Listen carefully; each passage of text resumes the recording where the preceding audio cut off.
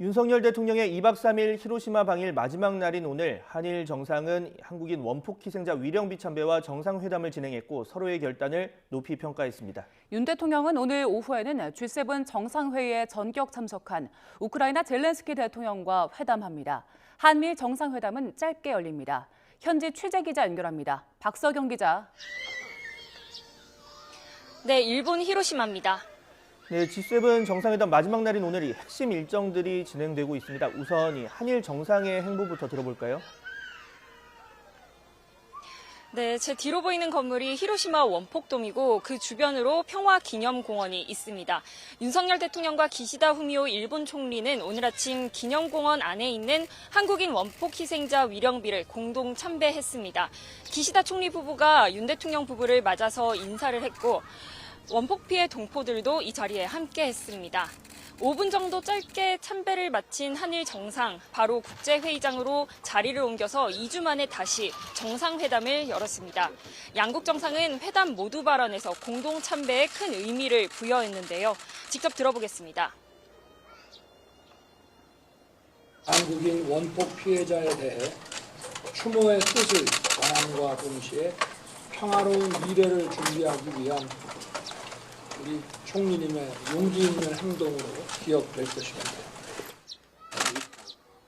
両国の関係においても、また世界の平和を祈る上においても大変重要なことであったと感じています。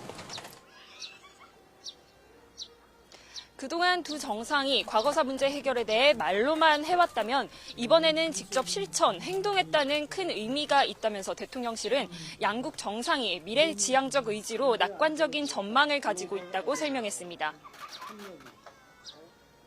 네, 젤렌스키 대통령이 어제 극적으로 방일하면서 윤석열 대통령과 만남이 성사될지 관심이었는데 결국 오늘 오후에 만난다고요?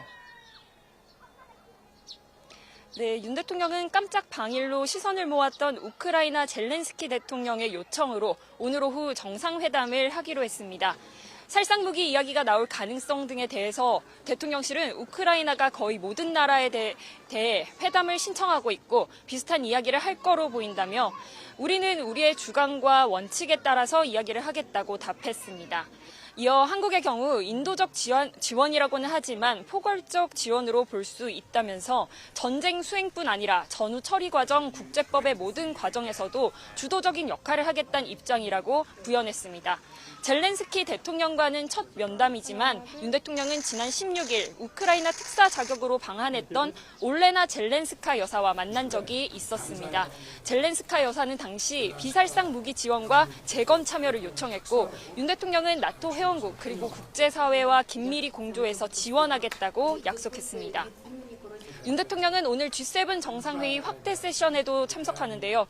여기서 우크라이나 사태와 북한 미사일 위협 등을 거론하면서 보편적 가치를 위반한 대표적 사례라고 지적할 전망입니다. 네, 그동안 이 한미일 행보를 보면 세 나라 모두가 아니라 두 나라 정상끼리만 만나는 양자 외교가 잦았습니다. 그런데 이번 G7을 계기로 이 한미일 정상 한자리에 모인다고요? 네, 어제 열린 정상회의 만찬에서 윤석열 대통령의 자리가 조 바이든 미국 대통령의 바로 옆자리였는데요. 이 대통령실은 옆자리에 착석해 다양한 주제를 놓고 심도 있는 의견을 교환했다면서 관련해 사진을 배포하기도 했습니다. 이와 같은 한일 교류는 오늘 한미일 정상회담으로 그 정점을 찍게 됩니다. 스페인, 캄보디아에 이어 세 번째고 한일 관계에 훈풍이 분 이후로는 처음입니다. 핵심 의제는 결국 안보입니다. 북한의 핵 위협에 따른 삼각공조 체계 더 탄탄해질 전망입니다. 다만 새로운 공동성명이나 발표는 없을 예정이고 또 기존 합의를 다시 확인하고 점검하는 데 그칠 거로 전해졌습니다. 다수의 양자, 다자 회담으로 인해 한미일 정상은 상대적으로 짧은 시간이죠. 5분에서 10분 정도 만나고 논의 내용을 각국이 발표하는 순서를 진행하게 됩니다.